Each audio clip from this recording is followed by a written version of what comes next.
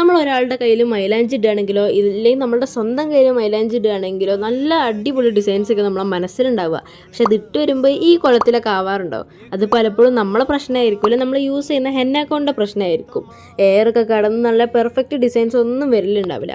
ഇനി ആ പ്രശ്നം ഉണ്ടാവില്ല, നമ്മൾ സ്വന്തമായിട്ട് ഹെന്ന ഉണ്ടാക്കിയിട്ട് ആ ഹെന്ന വെച്ചിട്ട് നല്ല പെർഫെക്റ്റ് ഡിസൈൻസ് നമുക്ക് തന്നെ ഉണ്ടാക്കാം. ഹെന്ന പൗഡർ എങ്ങനെയാണ് യൂസ് ചെയ്യേണ്ടത്, എത്ര ക്വാണ്ടിറ്റിയിലാണ് യൂസ് ചെയ്യേണ്ടത്, പിന്നെ ഇതിൽ എന്തൊക്കെയാണ് ചേർക്കേണ്ടത് എന്നൊക്കെ മനസ്സിലാക്കിയിട്ട് നമുക്ക് തന്നെ ഒരു ഹെന്ന ഉണ്ടാക്കിയാലോ. ഹെന്ന വെറുതെ ഉണ്ടാക്കിയാൽ പോരല്ലോ, നല്ല അടിപൊളി സ്റ്റെയിനും വേണ്ടേ.